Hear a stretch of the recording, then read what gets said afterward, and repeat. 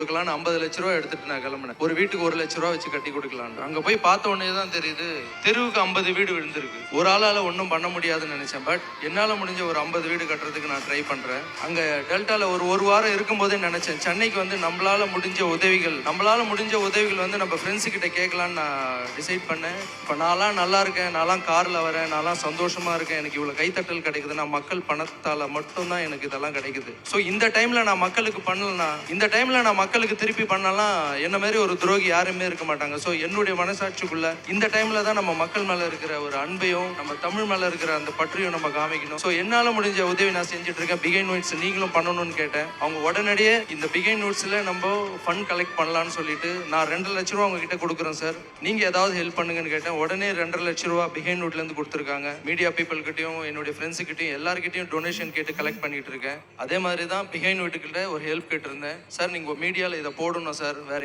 எந்தெந்த விஷயத்தையும் நம்ம ப்ரொமோட் பண்றோம் சார், ரொம்ப கஷ்டப்பட்டுட்டு இருக்காங்க நிஜமா. ஒரே ஒரு கொட்டால உள்ள போனீங்கன்னா எலி ஓடிட்டு இருக்கு, அங்கேயே 2 குழந்தைங்களை படுக்க வச்சுட்டு இருக்காங்க. இதுக்காக மேடையில இவ்வளவு டைம் ஒதுக்கி கொடுத்து எனக்கு இந்த வாய்ப்பு கொடுத்ததுக்கு நன்றி தெரிவிச்சுக்கிறேன். Thank you so much. சோநாடு சோறுடைத்து என்று சொல்வார்கள். தமிழகத்திற்கே சோறு போட்ட மண் தான் அந்த சோழ நாடு. கஜா புயலினுடைய கோர தாண்டவத்தை நாம் பார்த்திருக்கிறோம். உடனடியாக எம்முடைய மக்கள்வாதை இளைஞர்கள் 100கணக்கிலே அங்கே நாங்கள் புயலினுடைய அந்த கோர தாண்டவத்தை கேள்விப்பட்ட உடனேயே நாங்கள் அனுப்பினோம். அங்கே போய் நம்முடைய இளைஞர்கள் மிகச்சிறந்த அந்த மனிதாபிமான பணியை அவர்கள் ஆற்றினார்கள். அப்பொழுது நாம் கேள்விப்பட்டது மிகுந்த மனவேதனையையும் வலியையும் ஏற்படுத்தியது.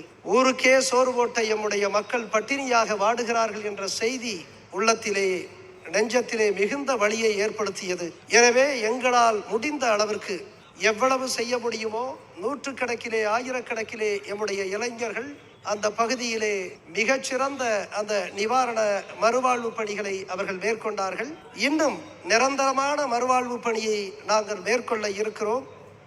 அதனுடைய ஒரு பகுதியாக இன்றைக்கு நம்முடைய அன்பிற்குரிய இளவல் ராகவா லாரன்ஸ் அவர்கள் மிகப்பெரிய ஒரு மனதுக்கு சொந்தக்காரர், இந்த சமூகத்தை உளமாற நேசிக்கக்கூடிய ஒப்பற்ற கலைஞர் அவர் கொடுத்த இந்த பெரும் தொகை நிச்சயமாக அந்த எளிய மக்களுக்கு உதவும்.